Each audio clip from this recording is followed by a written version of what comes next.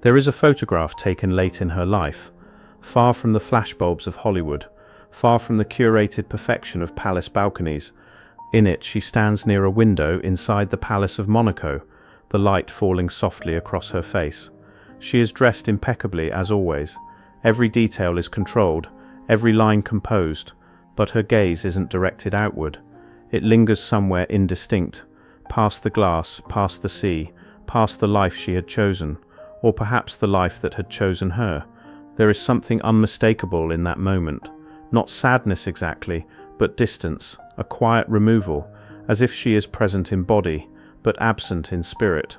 As if she has become a symbol so complete, there is no room left for the person who once lived beneath it.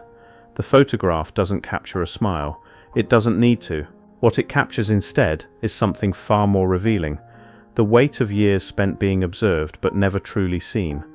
The accumulation of moments where the image mattered more than the interior, where the performance became so seamless, so practiced, that the boundary between role and reality dissolved entirely. Look closely at that photograph and you see something the casual observer might miss. The perfect posture that has become second nature, the hands positioned just so, the expression that reveals nothing while suggesting everything. This is not the unguarded moment of a private person caught off guard. This is someone who has learned that there are no private moments, that every second might be captured, documented, analyzed, and so even alone by a window, even in what should be a moment of solitude, the performance continues. It is not the image of a queen, it is the image of someone who has learned to disappear while still being seen. And perhaps that is the greatest illusion of all, not vanishing from view, but vanishing within it. Not the magic trick of becoming invisible, but the far more unsettling magic of remaining entirely visible, while the self slowly evaporates behind the image. Grace Kelly became everything the world admires, a Hollywood legend, a royal princess, a global icon of elegance. Her life appears at first glance to be a fairy tale completed. The kind of story that ends with happily ever after and asks no further questions. The arc seems perfect, doesn't it? A beautiful young woman rises from comfortable obscurity to Hollywood stardom. She captivates audiences with her cool elegance and subtle intensity.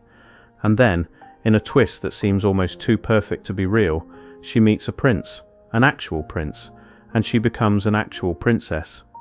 It's the story we tell little girls, the dream we present as attainable, desirable, complete. But fairy tales rarely account for silence. They rarely account for what is lost in becoming something larger than yourself. They don't include the chapters that come after the wedding, the years that follow the transformation, the slow, quiet realization that some doors once closed cannot be reopened, that some choices, however freely made, become permanent in ways we don't anticipate. Fairy tales end at the moment of transcendence. They freeze their heroines in amber, eternally perfect, perpetually satisfied, immune to doubt or regret, or the simple human need for change and growth. They suggest that transformation is an endpoint rather than an ongoing process, that becoming something means you've arrived, rather than that you've simply traded one set of complications for another. Reality, however, continues, and it is in that continuation in the long, ordinary years that follow extraordinary choices that the real story unfolds. The story of what it costs to live inside a symbol, to become the embodiment of something larger than individual humanity. To be remembered not for the fullness of who you were, but for the singular image of what you represented. This is the story of Grace Kelly, and it is not the story most people think they know.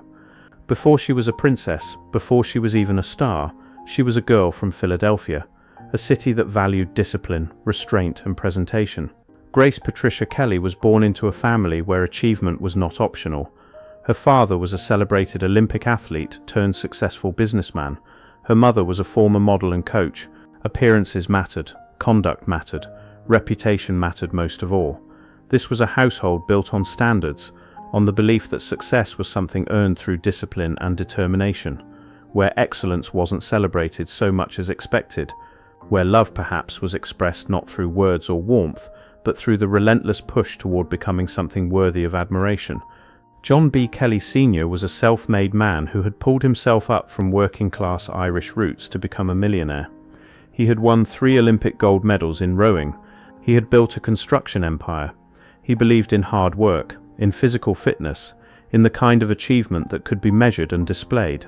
He was not a man who had much patience for softness, for dreaminess, for the kind of sensitive, artistic temperament his daughter Grace displayed. And so Grace learned early what many children in achievement-oriented households learn, that certain parts of yourself are valued, and certain parts are not. That success requires focusing on the former and concealing the latter. Emotion, however, was something else entirely. In that household, expression was often replaced with expectation. There were standards to meet, roles to perform. Grace, by temperament, was quiet, observant, inward. She learned early that silence could be mistaken for composure. That stillness could be interpreted as grace. She was not the loudest child, not the most immediately remarkable. Her older sister was the pretty one, or so the family narrative went. Her brother was the athlete, following in their father's footsteps. Grace was something else, something harder to categorize. She loved theater. She loved performance, but not perhaps in the way her family understood it. Because what Grace understood, even as a child, was that performance wasn't just something that happened on a stage. It was something that happened at the dinner table, in the living room, in every interaction where you were being observed, evaluated, measured against an unspoken standard. And so she perfected it. She learned to hold herself a certain way, to speak when spoken to present a version of herself that aligned with what was valued, what was rewarded. She learned that control was safer than spontaneity, that restraint was more admirable than expression, that the parts of herself that didn't fit, the sensitive parts, the uncertain parts, the parts that needed reassurance rather than challenge, those were better kept hidden. But what does a person do when they are rewarded not for what they feel, but for how well they conceal it? What happens when the mask becomes so practiced that it no longer feels like a mask at all? What happens when you learn at a formative age that your value lies not in your authentic self-expression, but in your ability to meet external expectations with grace and composure?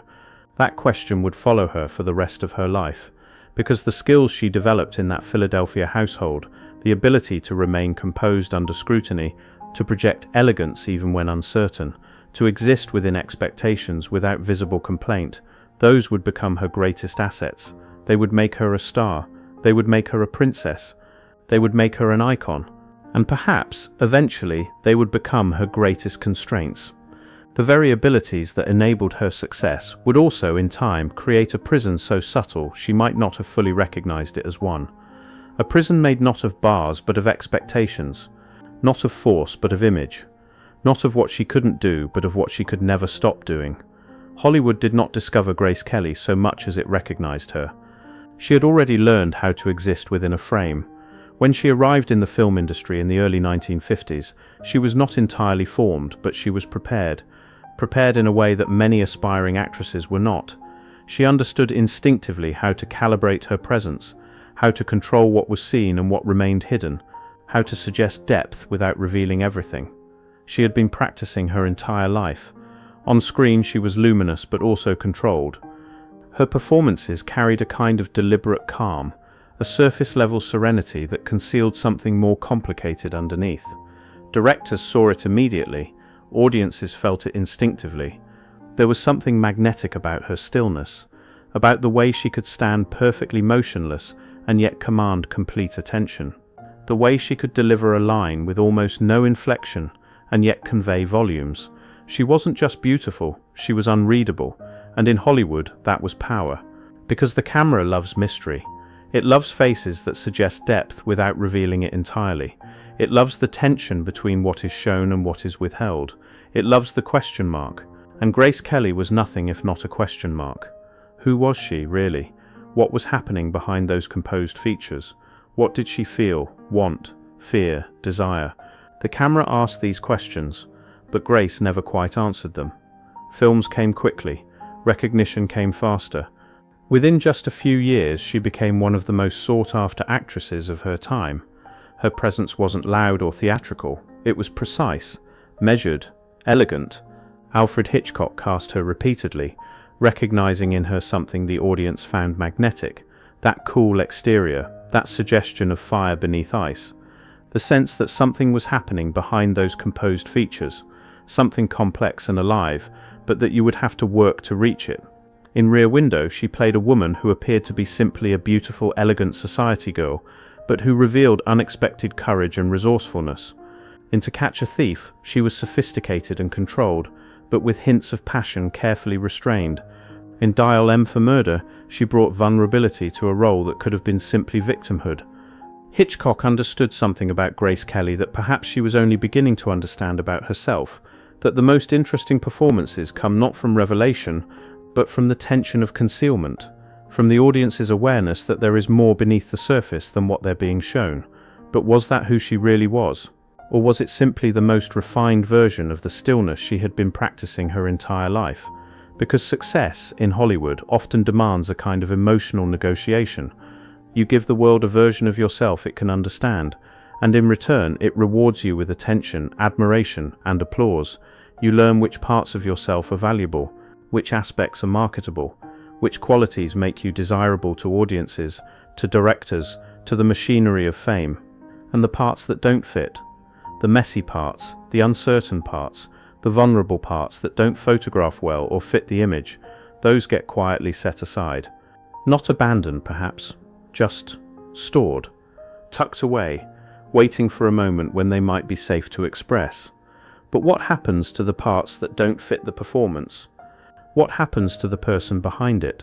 Do they wait patiently, believing their turn will come, trusting that success will eventually create the freedom to be fully themselves? Or do they slowly fade, unattended, like muscles that atrophy from disuse, until one day you reach for them and find nothing there but the faint memory of who you might have been?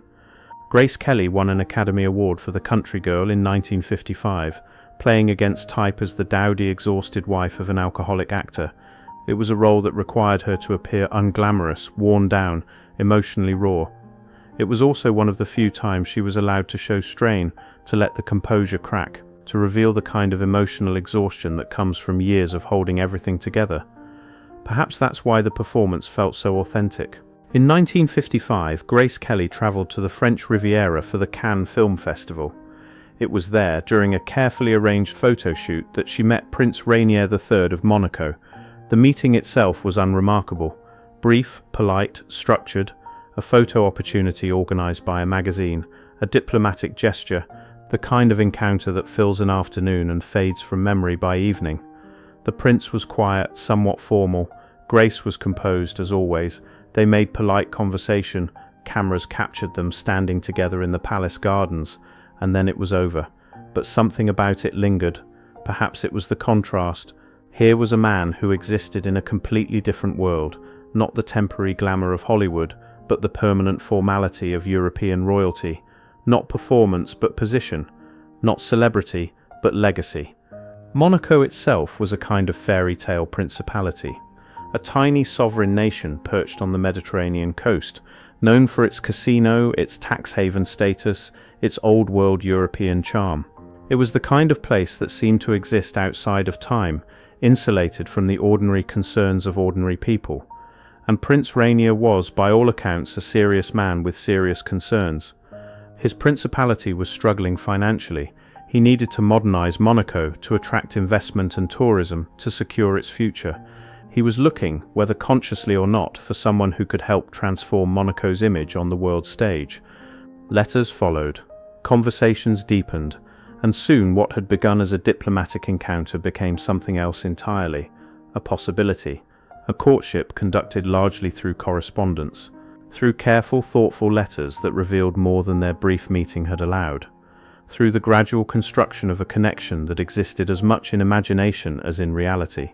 For Grace, it offered an escape, not just from Hollywood, but from the expectations that came with it. Fame had given her visibility, but not necessarily freedom. Because fame, as she had come to understand it, was its own kind of prison. It demanded consistency. It required her to remain recognizable, to stay within the boundaries of what the public expected. To be Grace Kelly, the image rather than Grace Kelly, the person with changing moods and evolving desires, and the simple human need to grow beyond who you've been. Hollywood wanted her to stay exactly as she was, cool, elegant, unreadable, the perfect blonde Hitchcock heroine forever. And so the idea of becoming a princess, it wasn't just romantic, it was transformative. It represented a kind of reinvention. a chance to step into a role that came with built-in meaning, with historical weight, with purpose beyond box office returns and critical reviews. A role that was about something larger than entertainment. She would have duties, responsibilities, a country to serve even if that country was barely larger than a few city blocks. She would matter in a different way, not as an image flickering on a screen, but as a person of substance and position. But transformation always carries a cost, because becoming royalty does not mean stepping into a new life. It means surrendering the old one completely. It means closing doors that cannot be reopened, making choices that cannot be unmade. Trading one set of constraints for another, perhaps more dignified, perhaps more historically significant, but constraints nonetheless. And once you walk through that door, once you accept the crown or the title or the position, there is no walking back through it. You can only go forward into whatever you've become. The world watched as Grace Kelly prepared to leave Hollywood behind. The narrative was irresistible, a movie star becoming a real-life princess. It was framed as a dream realized, a fairy tale made tangible, the ultimate Hollywood ending, except it was happening in real life. The wedding was an international spectacle. Millions watched on television. Photographers documented every moment. The dress, designed by MGM's costume designer Helen Rose, required yards of silk and lace. The ceremony took place in Monaco's St. Nicholas Cathedral. The reception was held at the palace. Every detail was choreographed, documented, converted into the mythology of modern royalty. It was, by any measure, the wedding of the century. But beneath the spectacle, something quieter was unfolding. She was giving up her career, her independence, her creative voice, all for a role that could never be turned off. Because being an actress meant inhabiting a character for a few months, then moving on. It meant variety, exploration, the opportunity to try on different selves and see what fit. It meant creative collaboration with directors and fellow actors. It meant the satisfaction of a performance well done, and then the release of letting it go. Being a princess meant inhabiting a single role forever. It meant no variety, no exploration, no trying on different versions of yourself to see what might emerge. It meant being Princess Grace, consistently and permanently, until the day you died. And what happens when a role becomes permanent? When there is no separation between who you are and what you represent? When the performance is no longer something you do for a few hours a day, but something you are every moment of every day? When there is no cut to call, no trailer to retreat to, no moment when you can let the character drop and just be yourself? Grace Kelly didn't just marry Prince Rainier, she became Princess Grace of Monaco. And in doing so, she disappeared from the only space where she had ever been allowed to express herself freely. The cameras didn't stop, but the performance changed, because now there was no director to call cut, no script to return to when you forgot your lines, no character to step out of when the day ended. There was only the palace, the protocol, and the perpetual scrutiny of a public that expected perfection. And perfection, as Grace was learning, is not a sustainable human condition. Life in Monaco was not the fairy tale people imagined. It was structured, ceremonial, bound by expectations that were far more rigid than anything Hollywood had required. Every movement was observed, every gesture interpreted, every choice analyzed for what it signaled about the principality, about tradition, about the princess's commitment to her role. And unlike acting, there was no script, only protocol that dictated how she should dress, always elegant, always appropriate, never too casual or too avant-garde. Protocol that determined which events she should attend, which causes she should support, which charities deserved her patronage. Protocol that specified how she should greet dignitaries, how she should wave to crowds, how she should conduct herself in every conceivable public situation. The palace itself, while beautiful, was also isolating. Monaco was tiny, less than a square mile, and everyone knew everyone. Privacy was nearly impossible.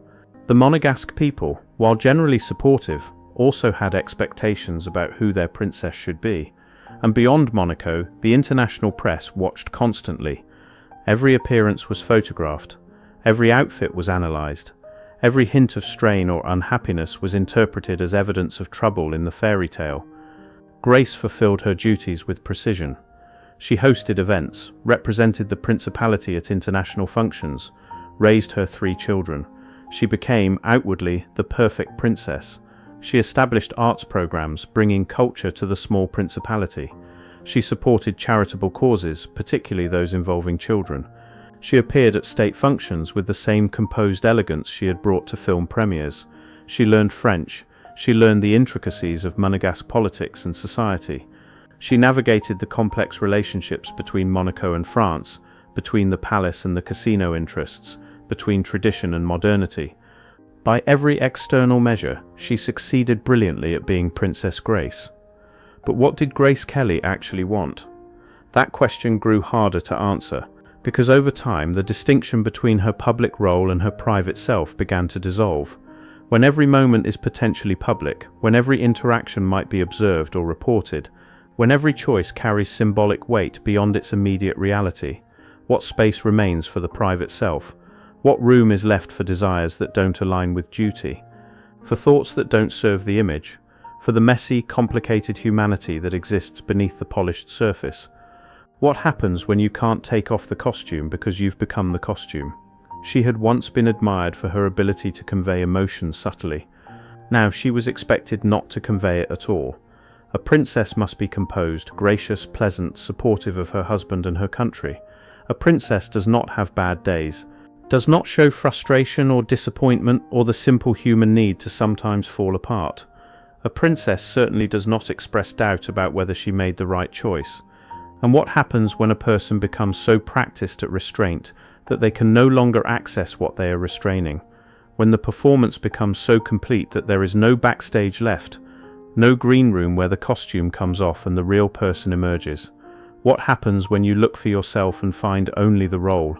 There were moments, brief, almost tentative, when Grace considered returning to acting.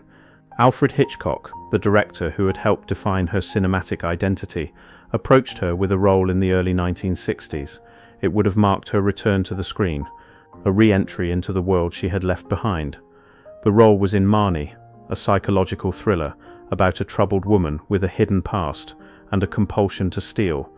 It would have been different from her earlier work, darker, more complex, more emotionally demanding. The character was damaged, uncertain, struggling with trauma she couldn't quite name. For a moment it seemed possible. She read the script, she considered it seriously. Perhaps she imagined what it might feel like to return to that world, to inhabit a character again, to express something beyond composed serenity, to access parts of herself that had been dormant for years. Perhaps she imagined the freedom of it, the relief of channeling emotion into performance rather than suppressing it entirely. Perhaps she imagined standing on a set again, hearing action and cut, being someone else for a while, and knowing that when the cameras stopped, she could let it go. But the reaction was swift. Public criticism, political concern, questions about whether a princess should return to such a profession, whether it was appropriate, whether it aligned with the dignity of her position, whether it would diminish the principality for its princess to be play-acting in Hollywood films. The people of Monaco, some said, would not approve. It would be unseemly, undignified, a step backward from the important work of being a princess. Prince Rainier, by some accounts, was not supportive. This was not what he had envisioned for his wife and the mother of his children. The role was abandoned. The part went to Tippi Hedren instead, and Grace remained in Monaco. And with it perhaps the last remaining bridge between Grace Kelly and the person she had once been, because it wasn't just a missed opportunity, it was a reminder that some choices once made cannot be undone, that some doors once closed are locked from the outside, that transformation is not always reversible, that becoming something new often means losing the option to return to what you were, even if what you were was the last version of yourself where you felt creatively alive. And there is a particular kind of grief in that realization. Not dramatic, not cinematic, just a quiet acknowledgement that certain possibilities have expired, that certain versions of yourself are no longer available, that the road you chose, however willingly, has led you so far from where you started that there's no finding your way back. You can only continue forward, into whatever you've become, into whatever remains. As the years passed, Grace's life became quieter, not in visibility, but in expression. She remained a global icon, a symbol of elegance and poise. But symbols are rarely allowed complexity. They are simplified, distilled into something easily understood, something that can be grasped at a glance. and so the world continued to see her as the perfect princess, even as the reality became more complicated. Her marriage, while stable, was not without distance. Like many long marriages, it had settled into patterns, some comfortable, some constraining. Prince Rainier was devoted to Monaco, to his duties, to maintaining and modernizing the principality. Grace supported him in this work, but it left little room for her own ambitions beyond the prescribed role of consort. Her children grew: Caroline, Albert, Stephanie. They brought joy, certainly, but also the complex challenges of raising children in the public eye, of trying to give them normal childhoods while preparing them for the decidedly abnormal reality of being royalty. Her role, while prestigious, was not without constraint. Every year brought the same cycle of events, the same duties, the same expectations. There was comfort in the routine, perhaps, but also a kind of slow suffocation. Her identity, once defined by her own choices and creative expression, had become something shaped entirely by expectation, by what a princess should be, by what Monaco needed, by what the public wanted to see. And what happens when a life becomes defined not by what you do, but by what you are expected to represent? It becomes smaller, even as it appears larger, because representation is a reduction.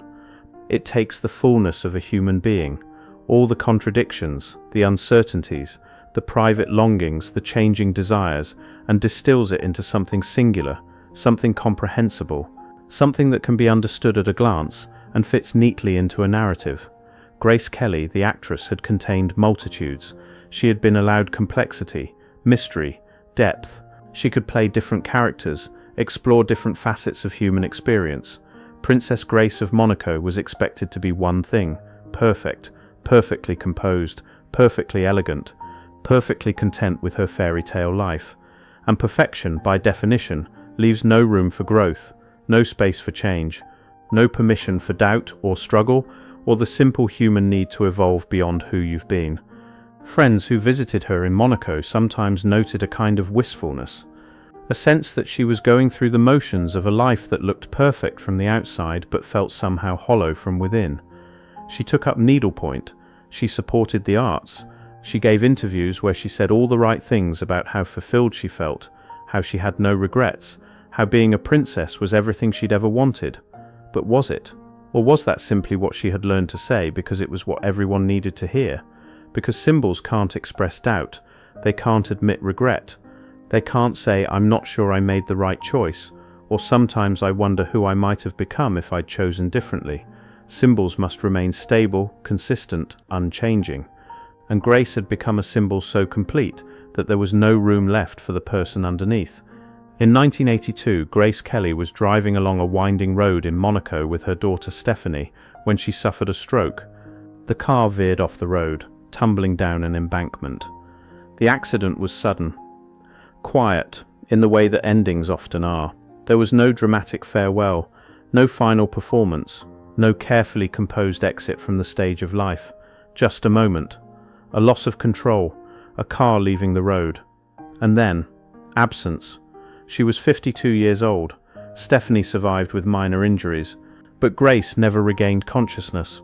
She died the following day, with her family around her. The world mourned. Tributes poured in from around the globe. She was remembered as a legend, an icon, a symbol of an era. Hollywood mourned the star it had lost so young. Monaco mourned the princess who had brought glamour and international attention to their small principality. But symbols, even in death, obscure as much as they reveal, because what the tributes remembered was the image, the cool blonde of Hitchcock films, the fairy tale princess who married her prince, the elegant figure who graced magazine covers and palace balconies. What they remembered less was the person. The woman who had loved acting and given it up, who had struggled with the constraints of her role, who had perhaps wondered, in private moments, what her life might have been if she had chosen differently. Grace Kelly left behind 3 children, a principality that still remembers her as its most famous princess, and a body of work that continues to define a particular era of Hollywood elegance. Her films remain studied in cinema classes. Rear Window and To Catch a Thief are considered classics. Her performance in The Country Girl is still cited as proof of her range and depth. Her style remains imitated. Fashion historians analyze her wardrobe. The Kelly bag that Hermès named after her remains one of the most coveted accessories in the world. Her wedding dress inspired thousands of imitations. Her image remains preserved, unchanged, untouchable, eternal. But images do not tell the whole story. They show us what was visible, not what was felt. They preserve the surface, not the interior. They capture the performance, not the cost. What remains beyond the photographs and the titles is something less tangible, a life that moved between worlds but never fully belonged to either. A woman who mastered the art of composure, but may have paid for it with her own sense of self. An improbable life, lived at the intersection of fame and duty, performance and silence, public adoration and private constraint. A life that looked, from every angle, like a dream fulfilled. But dreams, like fairy tales, are stories we tell about reality, not reality itself. And the reality of Grace Kelly's life was more complicated than the dream suggests. She was extraordinarily privileged. She lived a life most people can barely imagine. She had access to beauty, luxury, influence, opportunities that were available to almost no one else. But she also lived under constraints that most people never consider.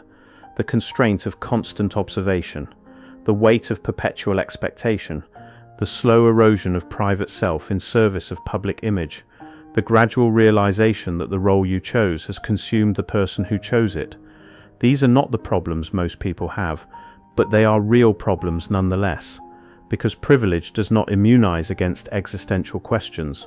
Wealth does not prevent the loss of self. Status does not fill the void where authentic self-expression should be.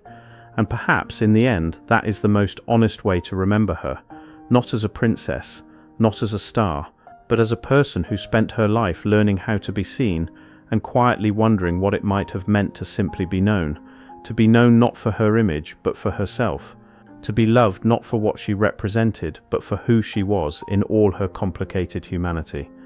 To exist not as a symbol frozen in perfection, but as a human being, flawed, uncertain, changing, alive.